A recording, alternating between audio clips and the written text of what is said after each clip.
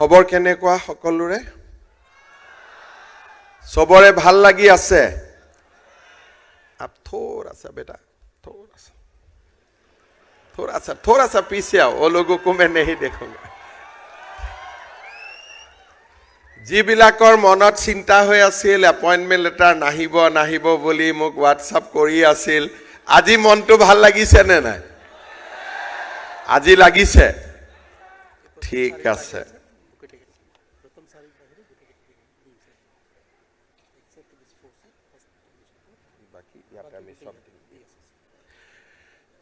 আজি ভাল লাগিছে ঠিক আছে আজিৰ সভাত আমাৰ মাজত উপস্থিত অসম চৰকাৰৰ সন্মানীয় মন্ত্ৰী ৰঞ্জিত কুমাৰ দাস ডাঙৰীয়া মন্ত্ৰী কেশৱ মহন্ত ডাঙৰীয়া উৰ্খাও গৌৰা ব্ৰহ্ম ডাঙৰীয়া চন্দ্ৰমোহন পাটোৱাৰী ডাঙৰীয়া যোগেন মহান ডাঙৰীয়া বিমল বৰা ডাঙৰীয়া জয়ন্ত মল্ল বৰুৱা ডাঙৰীয়া নন্দিতা গাৰ্লুচা ডাঙৰীয়ানী প্ৰশান্ত ফুকন ডাঙৰীয়া কৃষ্ণেন্দু পাল ডাঙৰীয়া ৰূপেশ গোৱালা ডাঙৰীয়া চৰণ বড়ো ডাঙৰীয়া সন্মানীয় সাংসদ ভুৱনেশ্বৰ কলিতা ডাঙৰীয়া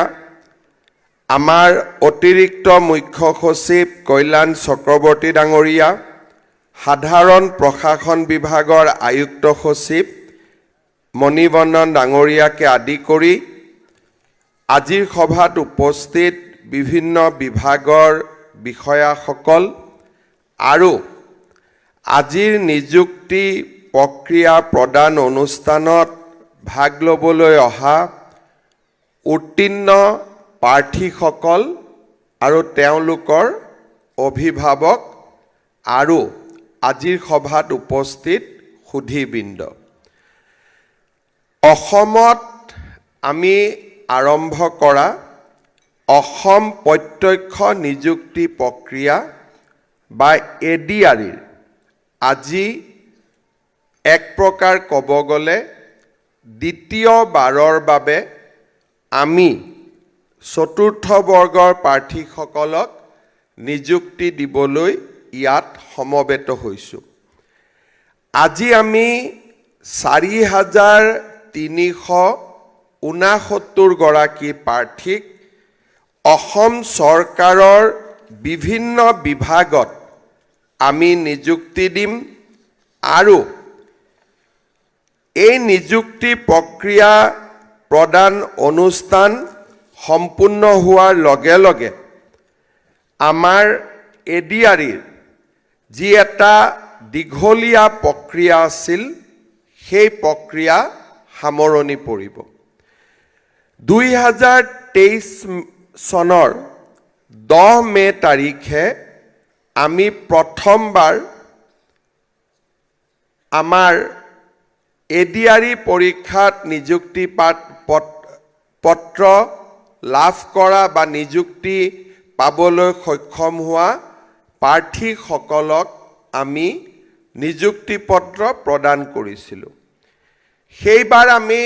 11,048 গৰাকী প্ৰাৰ্থীক তৃতীয় শ্ৰেণী আৰু 13,739 গৰাকী প্ৰাৰ্থীক চতুৰ্থ শ্ৰেণীত নিযুক্তি দিবলৈ সক্ষম হৈছিলোঁ এইবাৰ আমি 4,369 গৰাকীক চতুৰ্থ বৰ্গৰ পদত নিযুক্তি দিম আৰু অহাকালি তৃতীয় বৰ্গৰ প্ৰাৰ্থীসকলকো আমি নিযুক্তি পত্ৰ প্ৰদান কৰিম এই গোটেই নিযুক্তিৰ প্ৰক্ৰিয়াটো অতি জটিল আছিল আৰু এই গোটেই প্ৰক্ৰিয়াটোত স্বচ্ছতা আৰু সকলোৰে বিশ্বাস বজাই ৰখাটো এক অতি কঠিন কাম আছিল ইয়াৰ আগতে ৰাজ্য চৰকাৰৰ প্ৰতিটো বিভাগে নিজাকৈ নিযুক্তি পৰীক্ষা পাতিছিলে তাৰ ফলত একেজন প্ৰাৰ্থীয়ে বিভিন্ন বিভাগৰ পৰীক্ষাত যাব লাগে কেতিয়াবা এটা দিনতে দুটা তিনিটা পৰীক্ষা পঢ়িছিলে আৰু বিভিন্ন বিভাগত পৰীক্ষাৰ মাচুল দিবলগীয়া হৈছিলে আৰু বিভাগতকৈও এই পৰীক্ষাসমূহ কাৰ্যালয় ভিত্তিত অনুষ্ঠিত হৈছিল অৰ্থাৎ লোক নিৰ্মাণ বিভাগৰ ডিব্ৰুগড়ৰ এক্সিকিউটিভ ইঞ্জিনিয়াৰত এটা পৰীক্ষা হৈছিলে ধুবুৰীৰ এক্সিকিউটিভ ইঞ্জিনিয়াৰত এটা পৰীক্ষা হৈছিল গতিকে শাৰীৰিকভাৱে ইটোৰ পৰা সিটো পৰীক্ষা দিয়াটো সম্ভৱো নাছিলে আৰু এক প্ৰকাৰ ক'ব গ'লে মাচুল ফিজিক্যালি যোৱাৰ অসুবিধা আদি বিভিন্ন অসুবিধাৰ কাৰণে বহু যুৱক যুৱতীয়ে এই পৰীক্ষাসমূহত অৱতীৰ্ণ হ'ব পৰা নাছিল বছৰত 200-300টা পৰীক্ষা অনুষ্ঠিত হৈছিল এজন প্ৰাৰ্থীয়ে 5টা বা 6টা পৰীক্ষাতে অৱতীৰ্ণ হ'ব পাৰিছিল পৰীক্ষা বহুত হোৱাৰ কাৰণে চৰকাৰৰ কোনো উচ্চতম কৰ্তৃপক্ষই ইয়াক নিয়ন্ত্ৰণ কৰিব পৰা নাছিল সেইবাবে পৰীক্ষাৰ প্ৰশ্ন কাকতৰ পৰা পৰীক্ষাৰ বহিলৈকে সকলো পৰ্যায়তে দুৰ্নীতিৰ অভিযোগ পোৱা হৈছিল আৰু দুৰ্নীতিৰ অভিযোগ পোৱাৰ লগে লগে দুই এজন অসন্তুষ্ট প্ৰাৰ্থীয়ে হাইকোৰ্টত গৈছিলে বা যোৱাৰ অধিকাৰ আছিলে তাৰ ফলত যিসকলে পাব লাগিছিলে তেওঁলোকেও নিযুক্তিৰ পৰা বঞ্চিত হৈছিলে আৰু ৰাজ্য চৰকাৰৰ বিভিন্ন বিভাগত কৰ্মচাৰীৰ অভাৱ হৈছিলে আৰু বিভিন্ন কাৰ্যালয়ত আমি অস্থায়ী কৰ্মচাৰী ৰখাৰ ব্যৱস্থা আৰম্ভ কৰিছিলোঁ যেতিয়া অস্থায়ী লোকসকলে কাম কৰে পিছত যেতিয়া স্থায়ী নিযুক্তি হয় অস্থায়ী লোকসকলে স্বাভাৱিকতে দুখ পায় তেওঁলোকেও আন্দোলন আদি কৰে তাৰ ফলতো আমাৰ নিযুক্তিৰ প্ৰক্ৰিয়াবোৰ বিলম্ব হৈ গৈ আছিল 2001 চনৰ নিৰ্বাচনৰ সময়ত আমি ৰাইজক প্ৰতিশ্ৰুতি দিছিলোঁ যে স্বচ্ছতাৰ ভিত্তিত আমি 1 লাখ যুৱক যুৱতীক নিযুক্তি দিম ইয়াৰ আগলৈকে আমাৰ অসমত যিমান চৰকাৰ আহিছিলে তেওঁলোকে 5 বছৰত 15,000ৰ পৰা 16,000 লোকক চাকৰি দিছিলে কোৰ্টতো কেছ সিমানেই হৈছিলে 15-20,000 কোৰ্টতো কেছ হৈছিলে চাকৰি পোৱাজনৰো সুখ নাছিলে নোপোৱাজনৰো সুখ নাছিলে আৰু তাৰ মাজত প্ৰতিটো চাকৰিৰ বাবে 5 লাখ 6 লাখ 7 লাখ 10 লাখ প্ৰতিটো চাকৰিৰ বাবদ ধনৰ লেনদেনৰ অভিযোগ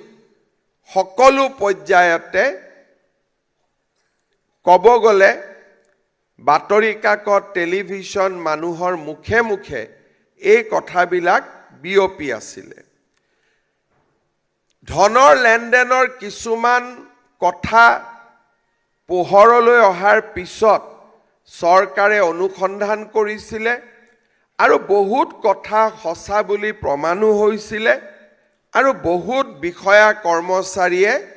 শাস্তিৰো সন্মুখীন হ'বলগীয়া হৈছিলে যেতিয়া আমি চৰকাৰ গঠন কৰিলোঁ প্ৰথম পৰ্যায়ত আমাৰ চেষ্টা আছিলে যে 1 লাখ পোষ্ট আমি বিচাৰি উলিয়াব লাগে আমি 5টা কমাণ্ডো বেটেলিয়ন নতুনকৈ কৰিলোঁ আমি এটা ফৰেষ্টৰ বেটেলিয়ন নতুনকৈ কৰিলোঁ বহুতো মেডিকেল কলেজ আৰম্ভ কৰিলোঁ স্কুল আমাৰ নতুন নতুন কলেজ আৰু প্ৰত্যেক ডিপাৰ্টমেণ্টত খালী হৈ থকা পোষ্ট প্ৰথম বছৰ আমি হিচাপ কৰি প্ৰায় ৭৮,০০০ পোষ্ট আমি নিযুক্তি দিব পৰা অৱস্থালৈকে আহিছিলোঁ সমস্যা আছিলে যে পোষ্ট থাকিলেও যি পৰিৱেশ আছিল বা চৰকাৰৰ যি নিয়ম আছিলে সেই নিয়মৰ গণ্ডিৰ মাজত আমি যদি নিযুক্তি দিব গ'লোহেঁতেন আজিলৈকে হয়তো ১,০০০ ল'ৰা ছোৱালীকো আমি নিযুক্তি দিব নোৱাৰিলোহেঁতেন তাৰ কাৰণে আমি কিছু নতুন ব্যৱস্থাৰ আৰম্ভ কৰিলোঁ ডক্টৰ ইঞ্জিনিয়াৰৰ নিযুক্তিৰ কাৰণে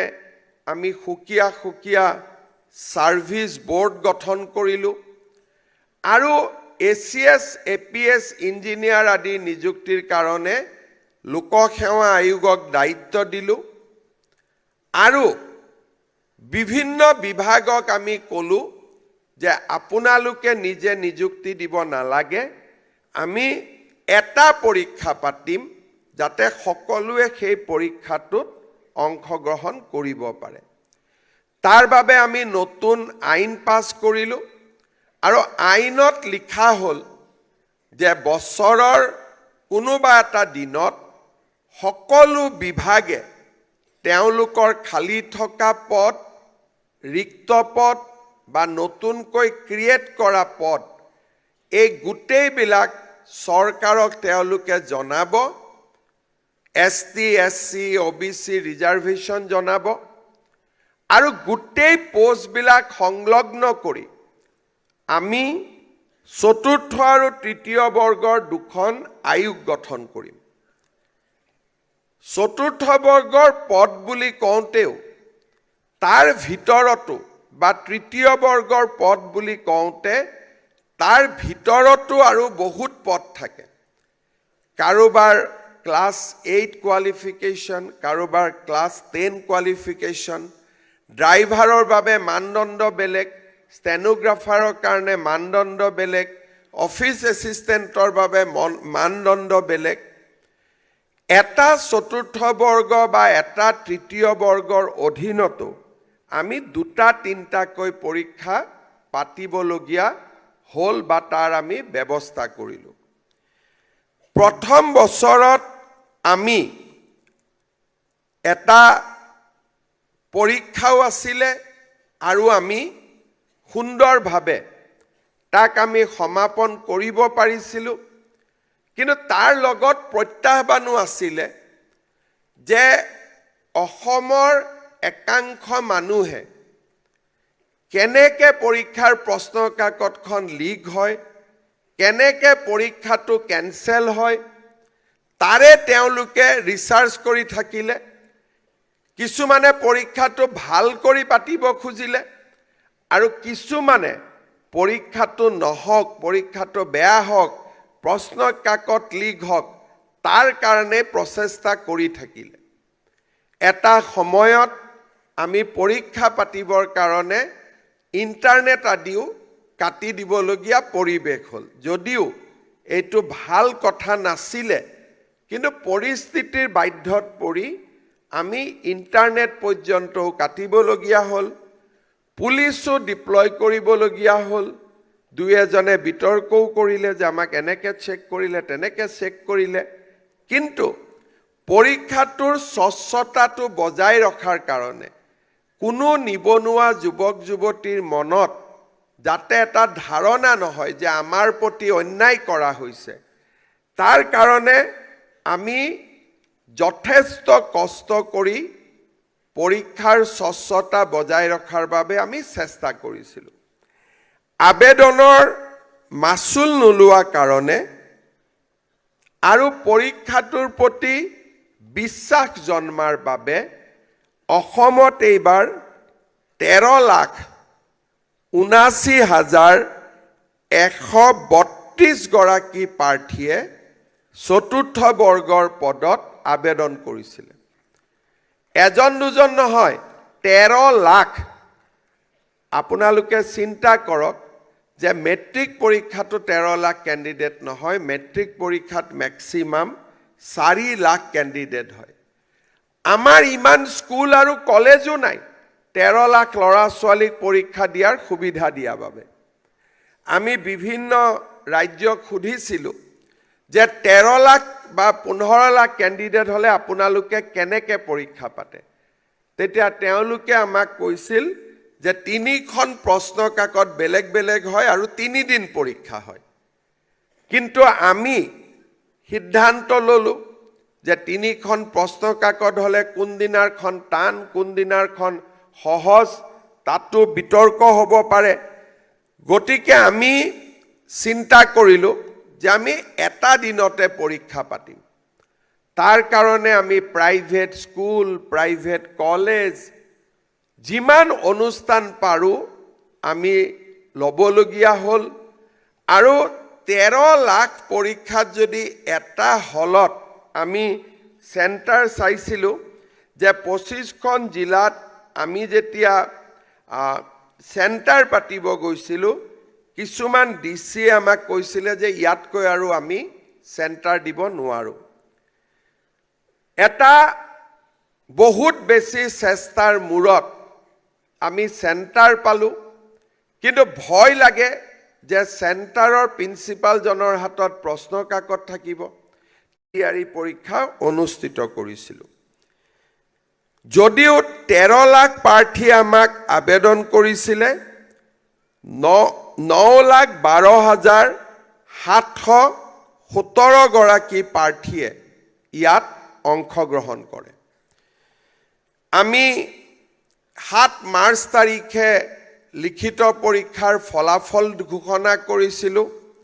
আৰু যিমান পোষ্ট আছে তাৰ দুগুণ আমি প্ৰাৰ্থীক অৰেললৈকে মাতিছিলোঁ। অৰেলক আমি 17 জুনৰ পৰা 7 জুলাইলৈকে আমি অৰেল পাতিছিলোঁ। অৰেলতো আমি বিভিন্ন বিভাগৰ বিষয়াসকলক আনিছিলোঁ আৰু কোনজন কেণ্ডিডেট কাৰ টেবুলত পৰিব ৰাতিপুৱাহে তেওঁ গম পাব। তাৰ আগলৈকে কোনেও গমো নাপাব যে কোন কেণ্ডিডেট কাৰ সন্মুখত থিয় হ'ব। 4টা বজাত পৰীক্ষা হৈ যোৱাৰ লগে লগে 5টা বজাতে তেওঁ নম্বৰ দি কমিশ্যনক জমা দিব লাগিব, যাতে ৰাতিও যদি কোনোবাই তেওঁক চিন উলিয়াই ঘৰত যায় অফিচাৰজনে ক'ব লাগিব যে মইতো আগতে জমা দিয়েই দিলোঁ 4টা বজাত। অৰ্থাৎ অফিচাৰসকলক আমি এনেকৈ কৈছিলোঁ যে মৌখিক নম্বৰো সিদিনাখনেই কাৰ্যালয়ৰ পৰা ওলাই অহাৰ আগতেই আমি দিব লাগিব। তাৰ কাৰণে পিছদিনাখন তেওঁ যদি ভাবেও কাবাৰ নম্বৰ অলপ বঢ়াই দিম কাবাৰ নম্বৰ কমাই দিম সেই ব্যৱস্থাটো আমি সম্পূৰ্ণভাৱে নোহোৱা কৰিছিলোঁ। আজি আমি এটা পৰীক্ষা হৈ যোৱাৰ পিছত 15 অক্টোবৰত আমি চূড়ান্ত ফলাফল ঘোষণা কৰিছিলোঁ। তাৰ পিছত যেনেকৈ আমি ডিপাৰ্টমেণ্টবিলাকৰ পৰা পোষ্ট লৈ আহিছিলোঁ আমি এতিয়া তাৰ বিপৰীতে ডিপাৰ্টমেণ্টলৈকে নাম পঠাব লাগিব। অনুৱাটো যিমান জটিল পঠোৱাটো সিমানেই জটিল। কাৰণ কাৰ কোনটো পোষ্টত কিমান স্কেল সকলোৰে একে স্কেল নহয়। কোনোবা বিভাগত এজনৰ বেচিক পে 8,600 টকা হ'ব আৰু আন কোনোবা এটা বিভাগত তেওঁৰ 8,200 টকা হ'ব। কৰবাত হিলছ এলাউন্স পাব কৰবাত নাপাব। কৰবাত গ'লে সেই প্ৰাৰ্থীগৰাকী যিজন তাত যদি এজন জেনেৰেল মানুহ আমি তাত পঠাওঁ OBCৰ পোষ্টত কোনোবা এটা জেগাত যদি OBCৰ পোষ্টজন কমি যায় তাতো আদালতত গোচৰ হোৱাৰ সম্ভাৱনা থাকিব। পৰীক্ষা পতা আৰু ৰিজাল্ট দিয়াটো যিমান কষ্টকৰ আছিলে তাতকৈ বেছি কষ্টকৰ আছিলে বিভাগ আৰু বিভাগে একজেক্ট অফিচটোলৈকে মানুহজন আবলটন দিয়া কাৰণ ইয়াত কেনেকুৱা শ্ৰীভূমি জিলাৰ কোনোবা এখন কলেজৰো পোষ্ট আছে ধুবুৰীৰ কোনোবা এখন ডিসি কোৰ্টৰ পোষ্ট আছে কোনোবা গোৰেশ্বৰত পিডব্লিউডিৰ পোষ্ট আছে আমি যদি ইয়াত চাব যাওঁ আমাৰ 42টা বিভাগত আৰু বিভাগৰ তলত থকা ডাইৰেক্টৰেটৰ তলত থকা নিৰ্দিষ্ট কাৰ্যালয় আৰু ওবিসি এসটি এসসি ৰিজাৰ্ভেশ্যন रोस्टार বুলি আমি কওঁ रोस्टार মেইনটেইন কৰা এই গোটেই প্ৰক্ৰিয়াটো আমি যাৰ মেৰিট ভাল তাক আমি যত ইন স্যালাৰি বেসিক স্যালাৰি বেছি তাত পোস্টিং কৰিছো যাৰ মেৰিট তুলনামূলকভাৱে কম নম্বৰ পাইছে তাক আমি কম স্কেলত এপইন্টমেন্ট কৰিছো এই গোটেই প্ৰক্ৰিয়াখিনি অত্যন্ত কষ্টসাধ্য আছিলে আৰু এই কামখিনি কৰা আটাইতকৈ জটিল আছিল সমান্তৰালভাৱে 4% আমি দিব্যাংগজনক আমি নিযুক্তি দিওঁ কিন্তু আজিকালি প্ৰমাণপত্ৰৰ ওপৰত বিশ্বাস কৰিব নোৱাৰা হ'ল গতিকে প্ৰতিজন দিব্যাংগ প্ৰাৰ্থীক মেডিকেল কলেজত এটাকৈ পৰীক্ষা কৰা হি আৰু বেছি কষ্টৰ কাম আছিল অসম পুলিচত এপইন্টমেন্ট দিয়া কষ্ট নাছিলে কাৰণ এটাই ডিপাৰ্টমেন্ট এটাই কাৰ্যালয় হেলথত অসুবিধা নাই দুটা ডিপাৰ্টমেন্ট দুটাই কাৰ্যালয় আমাৰ এডিআৰিত 42টা বিভাগ কোনোবা বিভাগত মাত্ৰ এটা পোষ্ট আছে আৰু কোনোবা বিভাগত 1000 পোষ্ট আছে এই গোটেই পৰিবেশ আমি সুন্দৰভাৱে কৰিছিলো যাতে হাইকোৰ্টত এটাও কেছ নহয় যিকেজনে ভাবি আছে পোষ্টটো উলালে এপইন্টমেন্ট দি দিব পাৰি হোৱাটছআপ মাৰি আছো দি আছো আমি ভুলতেও বুজি পোৱা নাই যে চৰকাৰে কৰা এটা ভুলৰ বাবে হাইকোৰ্টে যদি এটাও ষ্টে অৰ্ডাৰ দি দিয়ে অহা 3 বছৰতো কোনেও চাকৰি নাপালেহেঁতেন কোনোবাই কৈ আছে যে দাদা মই প্ৰাইভেটত কাম কৰিছিলো ৰিজাইন দি দিলো গতিকে এতিয়া দৰমহা পোৱা নাই এই যিবিলাক যুক্তি এই যুক্তিবিলাক এক জায়গা কিন্তু হাইকোৰ্টত যদি আজি ৰাতিপুৱা আমি ইয়াত এপইন্টমেন্ট লেটাৰ দিব আহিছো এজন লৰাই যদি কোৰ্টত কেছ এটা কৰি ষ্টে অৰ্ডাৰ লৈ আহে আমি 3 বছৰতো চাকৰি নাপালোহেঁতেন আৰু এনেকুৱা উদাহৰণ আছে 15 বছৰতো লৰাই চাকৰি পোৱা নাই এবাৰ হাইকোৰ্ট হোৱাৰ পিছত এবছৰ দুবছৰটো সৰু কথা কেতিয়াবা বহুত আমাৰ হাইকোৰ্টত কেছ আছে 15 বছৰতো নিষ্পত্তি হোৱা নাই ষ্টে অৰ্ডাৰ ষ্টে লাগি আছে চাকৰি পাম বুলি বিয়া বাৰু কৰালে লৰা ছোৱালীও হল লৰা ছোৱালী এতিয়া মেট্ৰিক পৰীক্ষা দিছে কিন্তু এপইন্টমেন্ট লেটাৰখন দেখা পোৱা নাই ৰিজাল্টটো আছে কিন্তু পাছ কৰা বুলি গতিকে আমি যদি কাবাক আমি কৈছো যে চাকৰি দিম আমি এনেকে দিব লাগিব যাতে সঁচাই আমি চাকৰিটো পাব পাৰো দৰমহা পাব পাৰো